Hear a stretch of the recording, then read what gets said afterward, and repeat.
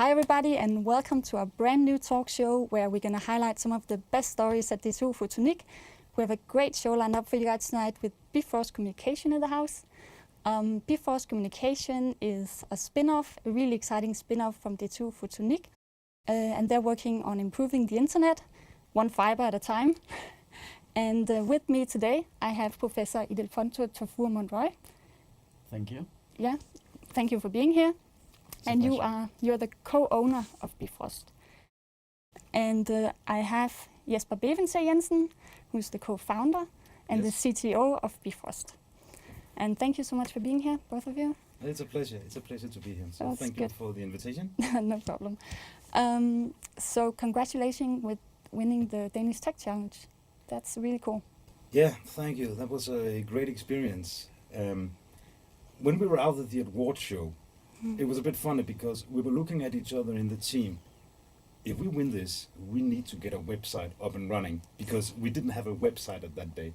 So the day after, it took us one day to get a website rolling, and now last Monday we could launch our real website instead of this intermediate thing. Okay. So that was really nice. But apart from getting our website, winning Danish Tech Challenge is a huge pat on the back. Because this is a jury, it's evaluated by a jury of professional investors and professional people from the industry, the Danish industry. So it really means something in Denmark to get this award from the Danish Industry Foundation. And of course, also the 500,000 Danish kroners means a lot when you're a startup and you're running and trying to flip every penny twice to make the money last. So, that was very nice for us. And could you tell us a bit about your project? Yeah, well, not many people know it, but fiber to the home networks. This is where we take the fiber optic internet and put it all the way out to the end user. It's very difficult for the telco operators to make money from that. In fact, they're losing money from that. The reason mainly is that the distance from the central where they send the information from and out to the end user has to be less than 10 kilometers with the standards that we're using today.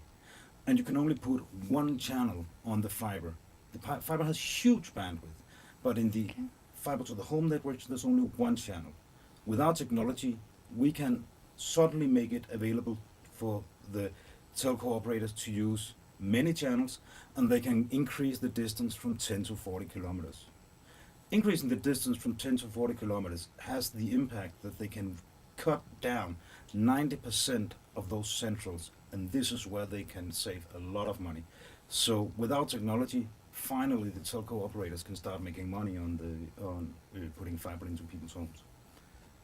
It is in fact remarkable to notice that fiber to the home and offering broadband access to companies, small businesses that would like to be located maybe in the outskirts of the cities, and also the support of the bandwidth required to collect the signal from the new generation of fiber, of wireless system like 5G wireless system, requires such technology that is very similar to the fiber to the home technology.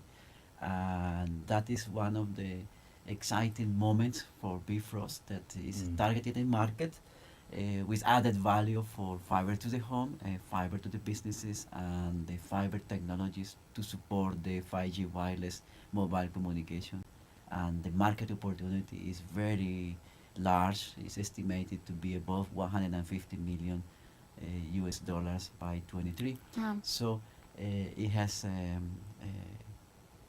remarkable impact once the technology can be put out in mass production. Yeah. And what's the time limit? Well, right now we have the technology in a form that is where we can demonstrate the potential.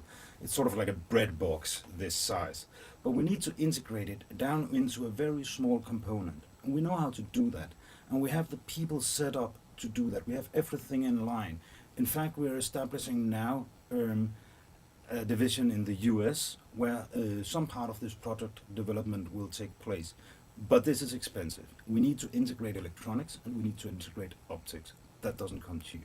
So right now we're looking for funding in the around 9 to 10 million US dollars. Wow. And from we get the funding, so we can say go, then we expect some 18 months until we will have our first production-ready prototype. Wow. And this completely coincides with when we expect this market to really kick off. So the timing is excellent. We just need the money. So. Well, that's fortunate. Can we just take a minute to talk about the environmental challenges that the internet faces? Because I just got some number from you last Friday, and they shocked me a little bit. So can we talk more about that and how your product can help? Indeed, that is a very important aspect of what we're doing. So if we look at the global power consumption, around 2% of that is taken by the aviation industry, but the compound information and communication technologies account for 7%. So if we don't do anything about that power consumption from the information and communication technology, it's going to explode and become non-sustainable. And this is something that Bifrost is tackling. On the other hand, just reducing the power consumption by better technologies is one part of the equation, and the second part of the equation is that better information and communications technologies can allow by teleworking, by e-health from the home, and that also reduces the global consumption of energy. And Jesper has here something more to say, who is daily working with the product development. Yes, if we look at where all of that power goes into the internet, actually, if we don't do something about it, then the numbers tell us that by 2023, the ICT systems will consume all globally available energy, simply because internet traffic increases, global energy production doesn't increase very much. Wow, that's So crazy. these curves will cross in 2023. A lot of that power goes into the centrals in the access network. Our technology can cut down 90% of those centrals. So it's actually quite obvious that if you do that, then you are severely reducing the power consumption in the internet. We believe that our technology can cut power consumption and carbon footprint in the access part of the internet, the fiber to the home systems, by more than 50%. And this has also been supported by the fact that 2 times we have received funding from an EU initiative called Climate Kick, which specifically gives funding to startups that has a green agenda. But it's important for us to note that we're not a clean tech startup as such. We're here to make money, and we're here to make money for the telco operators. But as a side effect, we have this drastic reduction in carbon footprint. So we're actually very happy about that, obviously. The process has been very fascinating. We were working in a project with Jesper and the students, and we have the feeling that by applying our innovative idea to the detection of signals in the optical domain, we could do much better than people have done before. And when we did it and we compute the numbers, the improvement factors were very large. So large that you start doubting, have we done something wrong? Is there any mistake in our computations? But the experiments were confirmed. Even more amazing was when we decided to have a pattern search, and nothing came out. Exactly. And we start doubting why this is so good. No one else has done it before, has not patented before. But it turns out that it was not patented indeed. So we were granted a patent, and then we got the award from DTU for doing the prototype, the Prince of Concept funding. And again, it was like, oh, this is going, this is really moving somewhere. Yeah. And slowly, by different moments of surprise and joy and surprise and joy, we were moving to the point that one day the startup idea was an obvious thing, but also unavoidable, because it is very important and a very lucky moment in this process that coincidence of having the idea, the need, the market prospect, but also having the commitment of the right people with the right enthusiasm, with the right mentality, with the right mindset. So when all this comes together, I think there is no way back. You just will go forward, and that happened to Bifrost. That circuit of events and circumstances and having the right people, which is very, very important, the right team, was the push button to start the company. What's your dynamic in your company? It's a lot of work, but do you also have fun? And Yeah, absolutely. Yeah, Mhm. I think it's those moments in your life when for students and also for us as professors and researchers can put our mind power, but also the time and the expectations on creating something new, but also making friendships and contacts that will last for the rest of our lives. And I'm sure that this is the case with Bifrost. Yes, I agree. And it is great fun, and it's also hard work. And one of the funny things I did, as I've been working a lot with some of Ildefonso's students, I think that I have supervised maybe even more master and bachelor projects after I started Bifrost Definitely. than before.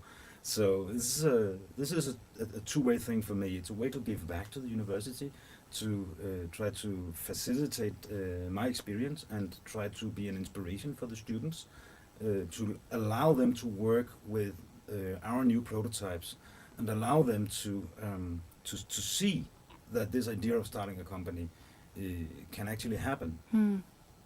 But I wanted to give back to some of those students, so I thought, what can I do? I can go see a movie, but that's been done. So I went to a beer festival in Copenhagen, and there was a booth from something called Brew Your Own Beer or something. So I decided, that's the thing. So I contacted this place, and it turns out that it was pretty simple. You collect a group of people, and you go out and brew your own beer.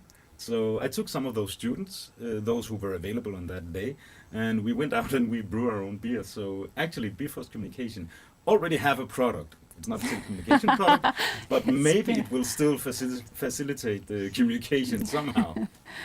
So yeah, okay. And if you're depressed that nothing is going well, you can always have a beer.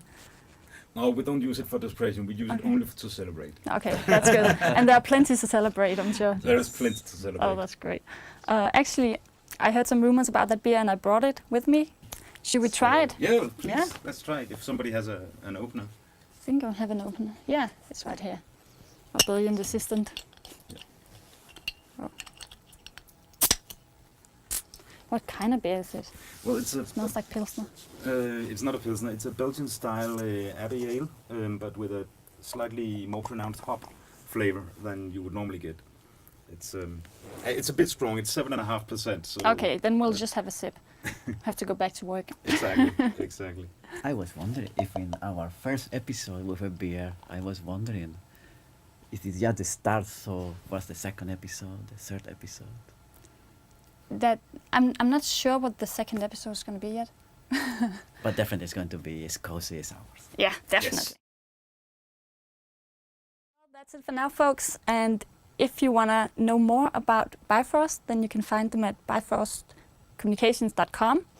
And also, if you're interested in doing a student project with them, you can contact either Jesper or Ildefonso. The number's on the screen. And take care. We'll see you next time. Bye. Bye. Bye.